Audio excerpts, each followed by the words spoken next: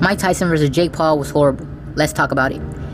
As we all know, the Jake Paul versus Mike Tyson event took place on Friday night, and to say it was horrible is an understatement. The fight between Jake Paul and Mike Tyson was rather boring. It's a fight that drew a lot of the casual audience due to being free with the subscription on Netflix. And let's be honest, guys, who doesn't know Mike Tyson? And honestly speaking, it didn't deliver. I don't know what we were expecting. In my last video, I talked about why it was just horrible that we were letting a 58-year-old man step into the ring. You know what this fight looked like? A 58-year-old boxer who had great conditioning for his age against a younger, more athletic fighter. I won't take digs at Mike, because if I was 58 years old, let alone with injuries, I would probably stay away from the ring myself. I'm not Bernard Hopkins to be winning a title at this age. However, I will say that this fight left a lot to be desired. Jake Paul was not throwing hard punches that could sleep Mike, and with reason too. Now, Jake Paul is no Daniel Dubois to have a great amount of punching power, nor is he even near the same level as those guys. It just seemed like he didn't have any intention of knocking him out. A lot of speculation was that the fight was rigged. I don't think so. I just think that it was a 58-year-old boxer who was very talented in his age against a much younger and more athletic guy, considering the age difference. However, overall, it felt like a lackluster bout, with Tyson coming in with a knee injury, which further proved he wasn't at all ready for this fight.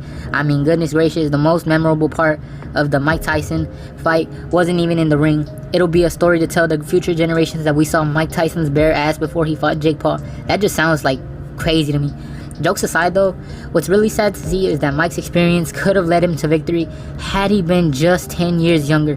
After all, what is learned well is never forgotten. His body just can't do it anymore, and it gave us all a hard reality check, especially to anyone that believed even a shell of his former self was going to come out. Jake Paul won comfortably in an 8-round, 16-minute unanimous decision. With the constant stream buffering, it was another problem for the fight, since even Netflix users were having a hard time watching the fight.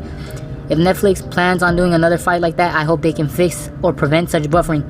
Now, for the people that believed a 80s or 90s Mike Tyson was going to come out, let me just explain something to you.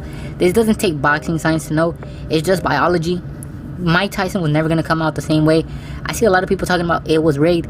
No, guys, let's just face the reality. He is a 58-year-old man who could be somebody's grandfather right now, you know. So I don't think it was rigged. I just think it doesn't even take boxing science to understand this. It's just biology. A boxer's prime usually goes from 25 to 35, in my opinion. Some can withstand more against Father Time, but as we all know, Father Time is undefeated. But we have some fighters like Alexander Usyk who are 39 and they've had pretty good performances. Artur Beterbiev, George Foreman at 45. Who else? Bernard Hopkins at 50. There is some good fighters, but I just never expected much out of this fight from Tyson, at least, and I said it in my last video, but that's besides the point.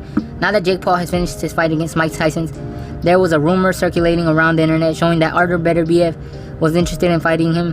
I'm not even going to try and entertain this fight at all, since it's likely never going to happen. However, hypothetically, at cruiserweight, Jake Paul would definitely get stopped and demolished by Beterbiev. I mean, come on, guys. Beterbiev dropped Alexander Usyk in the amateurs, and the only person to not get stopped by him professionally was Bivol. However, Jake Paul took to Twitter and used that small call out to say, "Just seen this, top 5 pound for pound fighter calling me out, 4 years in and I run the sport." Now, I don't even have to explain why this is Jake Paul being delusional. I also understand that one of the reasons that Jake Paul is still popular is because people hate him. They hate, and they also talk about him like I am doing right now. And a lot of people pay to see him get knocked out.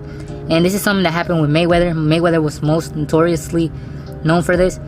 It's just my opinion. I really do wish we don't get this fight, because it wouldn't take a Beterbiev to stop Jake Paul.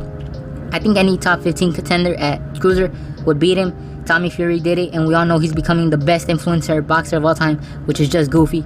Overall, I think Beterbiev shouldn't pay any mind to Jake Paul and instead focus on his rematch with Dimitri Bivol, since his time in the sport is coming to an end. The Jake Paul versus Mike Tyson event did have some pretty good moments and some pretty good fights, with fights such as Barrios versus Ramos, a weird but comedic opening fight with Niraj Goyat versus Nunes, the Amanda Serrano versus Katie Taylor rematch. 2 of those fights I'll be making a video for later on during the week, but I'd like to hear what your thoughts on the fight were down below. How does Jake Paul follow up a Mike Tyson fight? Does Artur Beterbiev actually make the fight with him happen? I just want to know what you guys thought, and as always, I'll see y'all later. Peace.